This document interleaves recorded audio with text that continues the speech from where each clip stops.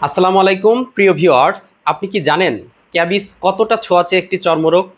আজকের ভিডিওতে জানাবো কিভাবে আপনি ও আপনার পরিবার স্ক্যাবিস নামক ছোঁয়াচে রোগ থেকে নিরাপদ থাকতে পারেন।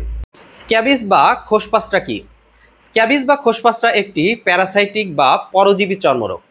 এই ছোঁয়াচে রোগটি সার্কপ্টেস স্ক্যাবি নামক এক ধরনের পরজীবীর আক্রমণে স্ক্যাবিস হয়।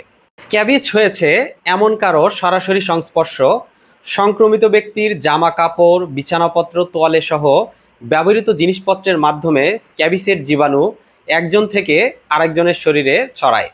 এছাড়া মাদ্রাসা, হোস্টেল, পরিবারের যে কোনো একজন আক্রান্ত হলে বাকি সদস্যরাও আক্রান্ত হয়ে থাকেন।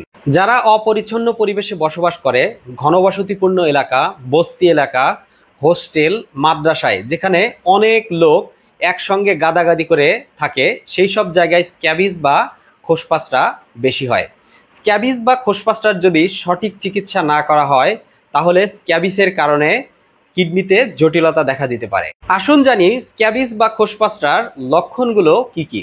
স্ক্যাবিস বা খোসপাসরা হলে সারা শরীরে চুলকানি হয়, বিশেষ করে আঙুলের ফাঁকে, কবজি, কনুই, বুকের নিচে, বগলের নিচে, পেটে, নাভির চারপাশে এবং পায়ের দুই পাশে বেশি চুলকানি অনুভূত হয়। চুলকানি রাতে বেশি হয়, ছোট ছোট র্যাশ বা ফুসকুড়ির মতো দেখা যায়।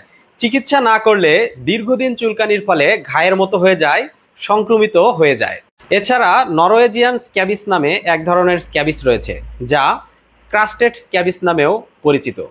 যাদের রোগ প্রতিরোধ ক্ষমতা কম, অনেক বয়স বেশি, দীর্ঘদিন রোগের কারণে বিছানায়, এইচআইভি আক্রান্ত রোগী, তাদের মধ্যে এটি বেশি দেখা যায়। এই ক্রাস্টেড স্ক্যাবিসের কারণে শরীরের চামড়া উঠতে থাকে এবং চামড়ার স্তর জমে জমে পুরু হয়ে যায়। স্ক্যাবিস বা খোসপাসরা হলে কিভাবে চিকিৎসা করবেন? স্ক্যাবিস বা খোসপাসরার চিকিৎসায় পারমিথিন, প্রোটামিটেন, সালফার ক্রিম দেওয়া হয় রোগীকে। পাশাপাশি মুখে খাওয়ার কিছু ঔষধ দেওয়া হয়। আমাদের দেশে স্ক্যাবিসের চিকিৎসায় পারমিথিন ক্রিম বেশি ব্যবহার করা হয়। রোগীর বয়স অনুযায়ী এবং চিকিৎসকের পরামর্শ অনুযায়ী পারমিথিন ক্রিম গলা থেকে পা পর্যন্ত সারা শরীরে ভালোভাবে লাগাতে হবে। এরপর 8 থেকে 12 ঘন্টা রাখতে হবে।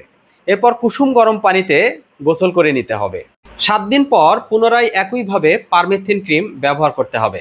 স্ক্যাবিসের চিকিৎসায় প্রোটামিটিন এবং সালফার ক্রিম টানা 5 দিন ব্যবহার করতে বলা হয় রোগীদের। যদি ক্রিমে কাজ না করে তাহলে আইভারমেকটিন নামক মুখে খাওয়ার ঔষধ সপ্তাহে একটা করে 4 সপ্তাহ খাওয়ার পরামর্শ দেওয়া হয়।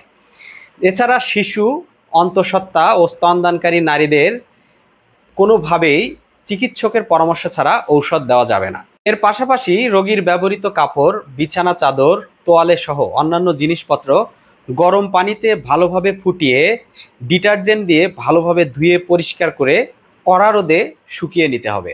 এরপর পোশাকটি পরার আগে ভালোভাবে আয়রন করে নিতে হবে। স্ক্যাবিস বা খোসপাসরা কিভাবে প্রতিরোধ করবেন?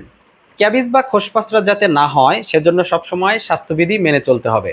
পরিষ্কার পরিচ্ছন্ন থাকতে হবে, নিয়মিত সঠিকভাবে গোসল করতে হবে। সংক্রমিত ব্যক্তির সংস্পর্শে আসা যাবে না। সংক্রমিত ব্যক্তির বিছানাপত্র, তোয়ালে, কাপড় চোপড় ব্যবহার করা যাবে না। কারো স্ক্যাবিস হলে তার ব্যবহৃত জিনিসপত্র আলাদা রাখতে হবে। ঘনবসতিপূর্ণ এলাকা, সংক্রমণপ্রবণ এলাকায় সতর্কতা মেনে চলতে হবে এবং প্রতিরোধ ব্যবস্থা গড়ে তুলতে হবে। পরিবারের কেউ যদি স্ক্যাবিসে আক্রান্ত হয় তাহলে সবাইকে চিকিৎসা নিতে হবে এবং যত দ্রুত সম্ভব চিকিৎসা শুরু করতে হবে। ভিডিওটি ভালো লাগলে লাইক দিন, কমেন্ট করুন এবং বন্ধুদের মাঝে শেয়ার করে ছড়িয়ে দিন। আর আমাদের চ্যানেলটি সাবস্ক্রাইব করতে ভুলবেন না। আর বিস্তারিত জানতে ভিজিট করুন redonpharma.com। ধন্যবাদ সবাইকে। আসসালামু আলাইকুম।